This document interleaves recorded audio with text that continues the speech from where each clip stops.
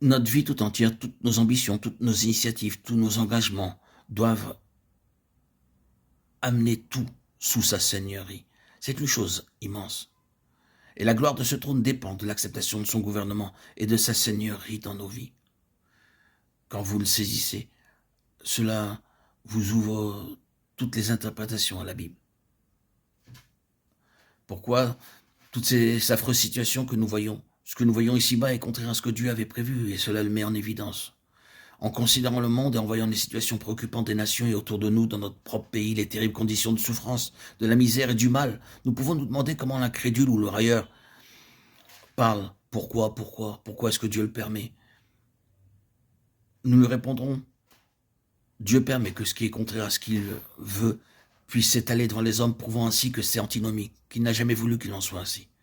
Quand une chose va mal, Dieu ne l'esquive pas, il ne l'atténue pas, il ne la met pas de côté comme si elle n'avait pas d'importance, il la laisse se dévoiler en exposant ses tragiques méfaits.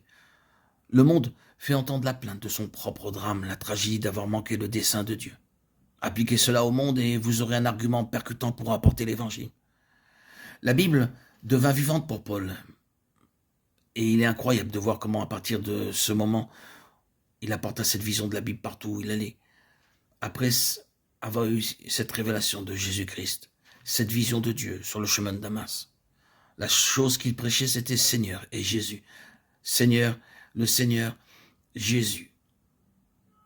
Jésus-Christ est Seigneur. Son thème était le Seigneur exalté, le Christ exalté, le Christ glorifié. Et Paul le prêchait à partir de la Bible. Cela avait changé sa conception de la Bible. Ce fut à cause et l'explication de son travail, de sa mission. Quelle fut la grande chose à laquelle il se consacra? Qu'est-ce qui fit de lui un apôtre? Sa mission et son travail étaient soumis au test de la gloire absolue du Seigneur Jésus, pour que Jésus puisse recouvrer sa juste place dans ce monde et dans le cœur des hommes. Ce fut l'unique motif, le seul objet, la chose prépondérante dans toute son œuvre et dans sa mission. Ce ne fut ni ceci ni cela, mais la passion exclusive et centrale que Jésus soit Seigneur dans les vies. Son travail et sa mission furent assujettis à cela et transfigurés pour devenir son expérience. Les souffrances de Paul, la persévérance de Paul furent possibles à cause de cette vision qu'il eut. Parfois, cela éclairait ses souffrances. Cela les expliquait, cela lui donnait des consolations. Si jamais un homme souffrit, je pense que ce fut cet homme-là. Je ne pense pas qu'il y ait eu beaucoup de souffrances qui lui furent épargnées. Il souffrit énormément.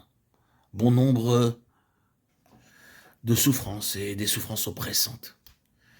Mais écoutons-le déclarer, car nos légères afflictions du moment présent produisent pour nous, au-delà de toute mesure, un poids éternel de gloire, parce que nous regardons non point aux choses visibles, mais à celles qui sont invisibles, de Corinthiens 4, 17, 18. Et parmi ces choses qui sont invisibles, suprêmement et au-dessus de tout cela, il y avait celui qui était exalté dans la gloire, lequel, dit Pierre, quoique vous ne l'ayez pas vu, vous aimez, et croyant en lui, quoique maintenant vous ne le voyez pas, vous réjouissez d'une joie ineffable et glorieuse. 1 Pierre 1, 8.